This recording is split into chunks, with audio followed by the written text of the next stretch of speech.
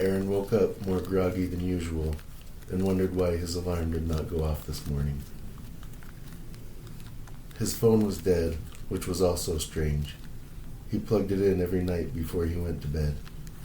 His computer tower was also not glowing, and that was very weird. He never shut down his computer. He made a quick trip to the bathroom. The light wouldn't turn on. He looked into Arayan's room. His little brother was not in his bed or in his computer chair. None of the lights on Arayan's electronics had any lights illuminating in his brother's dark room. Arayan always slept until at least noon, and it was only... What time was it? Aaron realized that he had no clue. "Mom?" He called down the short hall into his mom and dad's room. When she didn't answer, he called out, "Dad?" Dad didn't answer either. Aaron walked to his parents' bedroom. He was only a little confused why they weren't there. His parents did like to go on rides through the Utah mountains and sometimes the deserts. But Arayan never went anywhere without Aaron knowing. He picked up his phone to call Ayla, but got pissed all over again when he realized it was still dead. He walked to his computer and tried to turn it on. It stayed dark as well. Aaron was quickly past nervous to the stage of being mildly freaked out. Aaron tried to turn on his bedroom light. For the third or fourth or fifth time, Aaron was getting too anxious to remember for sure. Nothing happened.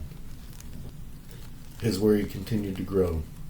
Aaron quickly made a peanut butter sandwich and ate it just as quickly. He got dressed, walked to the door, and grabbed his dad's SUV key before he shut the door behind him. Aaron immediately noticed how weird the light looked. The sky was orangish, like the videos of dust storms he sometimes watched. He walked down the stairs, then looked up to see what was making the color of the world so strange. It looked like the atmosphere changed, making the sun orange and nearly invisible. Aaron was no scientist, but he thought if that had happened, then he wouldn't be able to breathe. The wind blew softly in his ear, like a seductive lover whispering lustful words. Dad's SUV was not in the driveway. Aaron must have grabbed the spare key. Where the hell could they be? Where the hell was Arayan?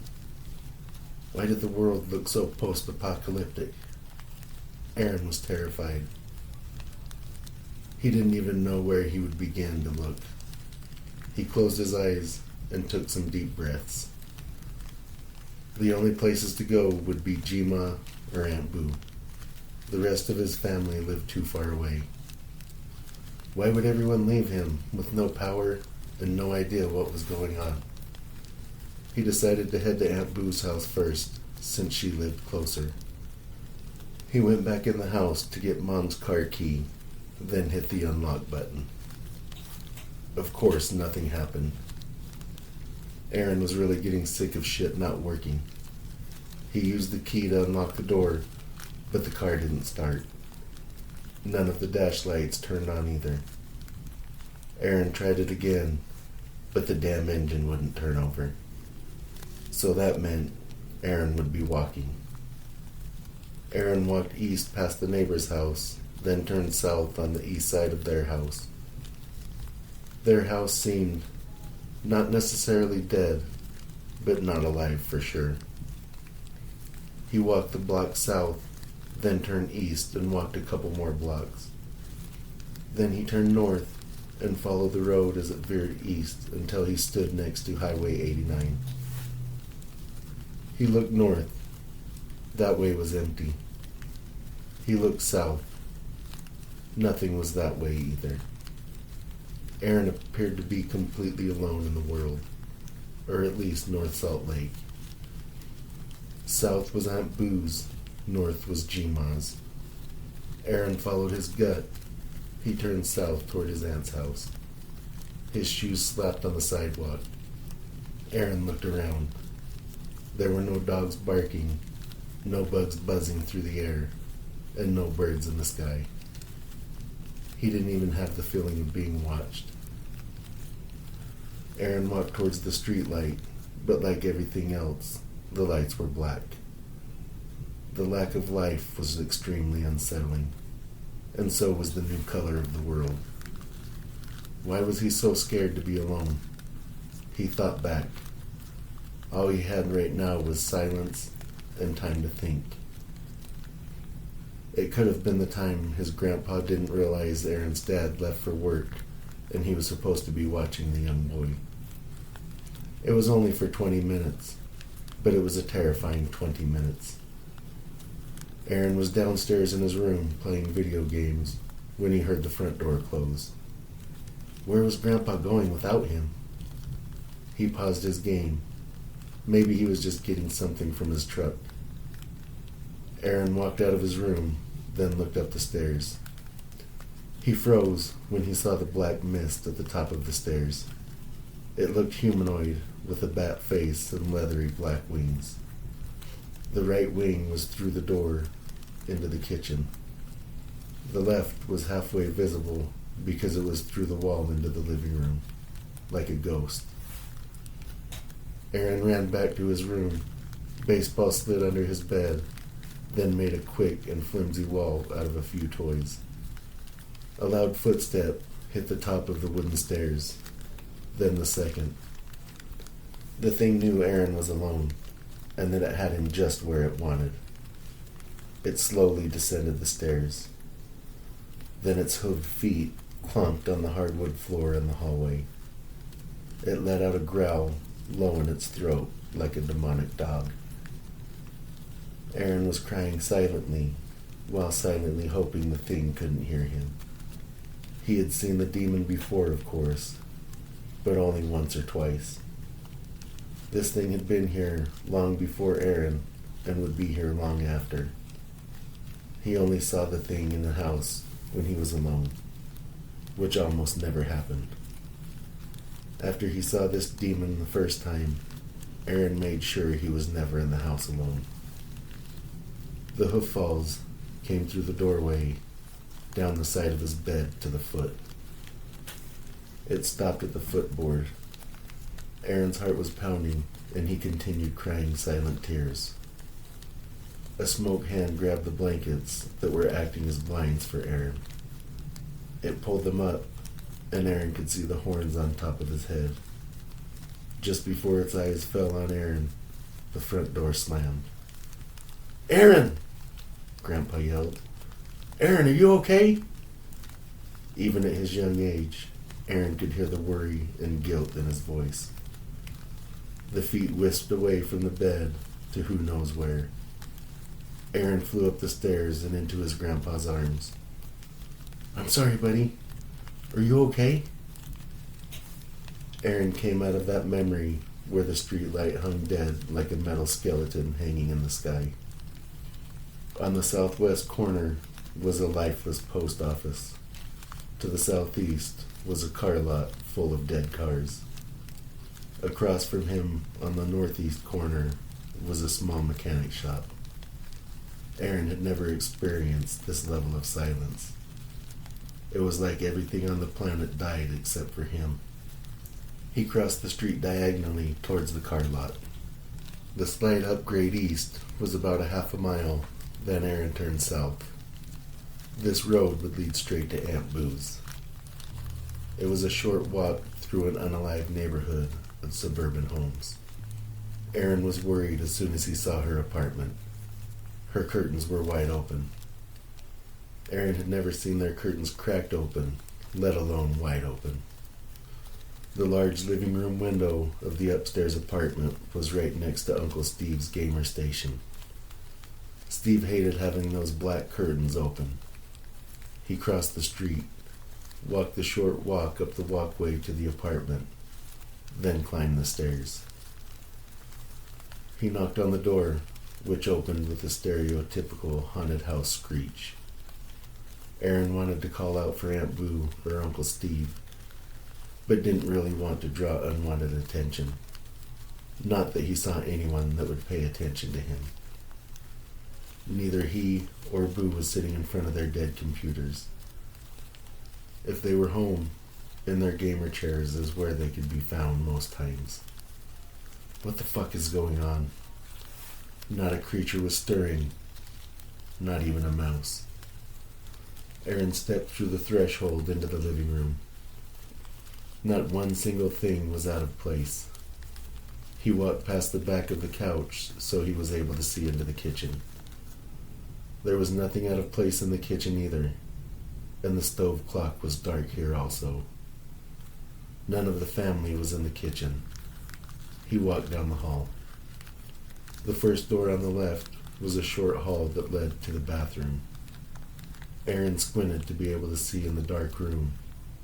Nobody was in there. The next door on the left was Ryan's room. His curtains were also wide open, letting in the strange orange light. He was Boo and Steve's 8-year-old son. There was not a toy on the floor. His bed was perfectly made. The knot in Aaron's stomach tightened just a little. Aaron walked out of the room. All the eyes from several family photos on the opposite wall seemed to be watching his every move. At the end of the hallway was a door on either side. Between the doors was a wooden case with glass doors, shelving various trinkets and pictures. To the left was Ricky and Hazel's bedroom. To the right was Aunt Boo and Uncle Steve's bedroom. The curtain was also wide open, and Hazel was missing from the bottom bunk, and Ricky was not on the top bunk. The room, like the rest of the house, looked freshly cleaned, including beds made as if they were made by a well-trained military man. They were around 10 years Aaron's junior, but he was still disappointed. He hated being alone. Aunt Boo's room was mostly dark, empty, and every bit as organized as the rest of the house. It was like they were all abducted by aliens, but made sure the house was clean. Just to make sure, Aaron walked to the bed and rubbed his hand across the blanket. Just as he thought, they were not there. His heart sank just a little deeper. He looked in both terrariums. Both the spider and the snake were gone.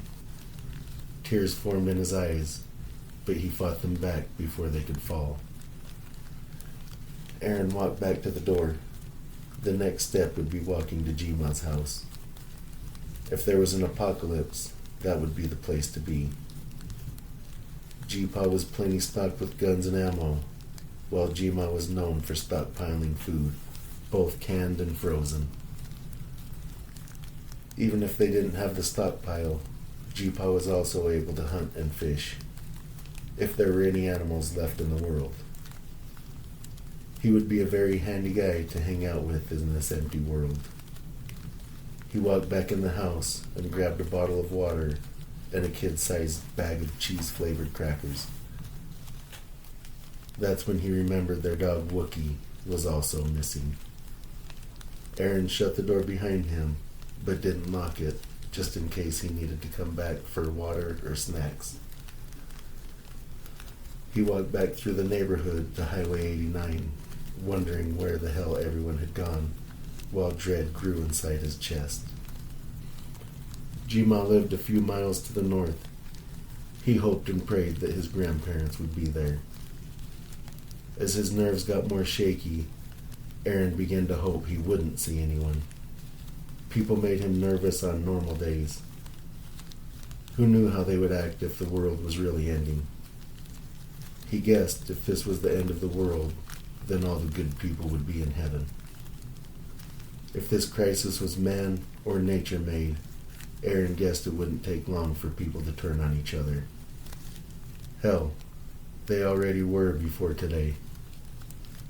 In Aaron's experience, humans seemed to be an extremely hateful species. Aaron hoped the orange would go away eventually. He never realized how much your eyes craved the light they were used to. Aaron crossed the street, so he walked on the west side of Highway 89. There were large trees between the road and the fencing, shielding the neighborhood from the highway. It would be much easier to hide on this side of the road. He thought again about not wanting to see anyone until he had a chance to talk to someone in his family. Aaron wanted everything explained to him before he ran into any randos in the world. A lump formed in his throat, and he swallowed hard to get rid of it. Aaron walked north in the almost silent world. His footfalls and the soft breeze were his only companions. The mountains to the east were maybe a 10-minute drive, but in the orange world, they were hard to see. The world was what he thought it would be like on Mars, if Mars had suburbs. Aaron heard a loud thump. A second later, there was another, then another, and another. He was scared. He looked for the source of the continuing thump. Nothing straight ahead, to the left, the right, or behind him. He almost laughed when he realized he was hearing his pulse thumping in his ears. He passed building after lifeless building, mostly houses and mobile homes on his side of the road, while the opposite side was mostly 3-level apartments. There were also a couple of banks, one on his side, one on the other. There were a few car lots. Two things Bountiful had plenty of were banks and car lots. Aaron had never experienced this level of solitude in his life. It was extremely unsettling. The oil change shop / car wash was also as dead as the rest of the world. Aaron's hands picked up a slight nervous shiver. It was like he slipped into the dimension next door to his reality.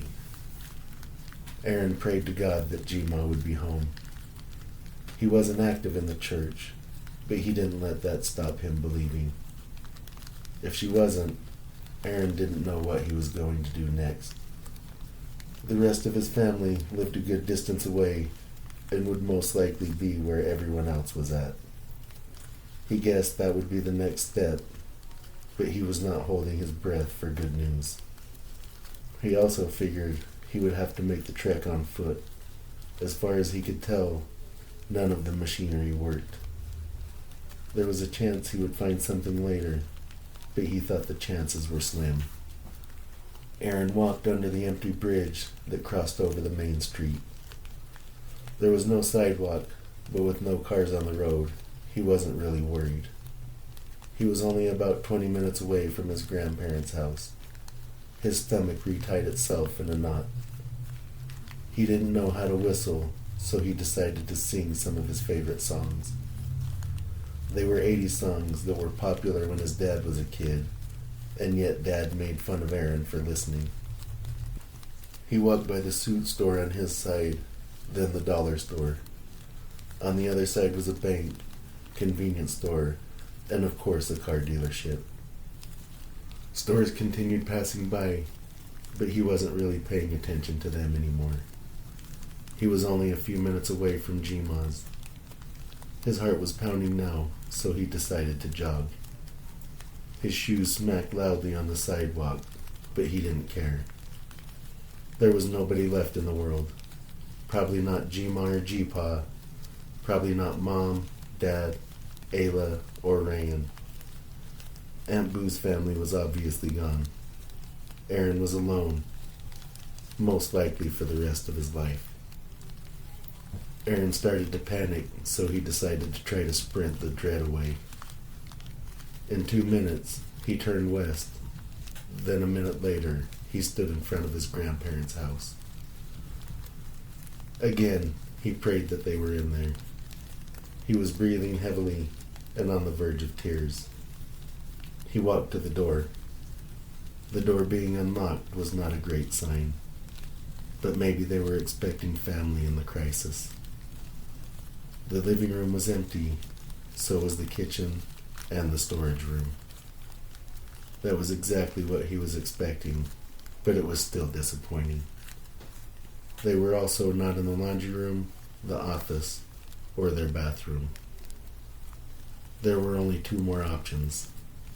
Like Aunt Boo's house, there was a door on the left and the right side at the end of the hallway. The left was the guest bedroom. The right was Jima's room. He didn't want to look. Aaron already knew they weren't here, but really knowing would be heartbreaking. He slowly made his way to the end of the hall. Just like he was expecting, both rooms were empty. Aaron let his emotions break free. He fell to his knees and began to sob. He was alone in the world. How was he going to stay sane for the rest of his life with only his thoughts to keep him company?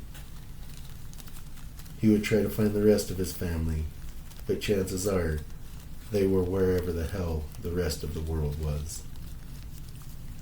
Aaron knew he had to head out, so he wiped his tears, got to his feet, and straightened his back. His dad would have been proud. Aaron found a small pistol and ammo. Then he found Jeepaw's wheelbarrow on the side of the house. He loaded it up with food and water, then wheeled it to the road. He walked back to the porch and sat down. For the second time today, Aaron ate a peanut butter sandwich. After he drank his water, Aaron walked back to the road. He took one last look at Jima's house. Something moved in the window, making Aaron jump. He squinted and saw her two French bulldogs looking at him with eyes that begged for help. Aaron had never been an animal person, but at least the dogs would be some company. Aaron went back to the house to grab their leashes and dog food. The dogs jumped all over his legs and wagged their butts gratefully. Aaron opened the door. "Sammy, Piper, let's go." The three began their long journey together. Thank you for coming on another ride with Lost Souls. Come back next week for another drive and story. And remember, all lost souls are welcome here.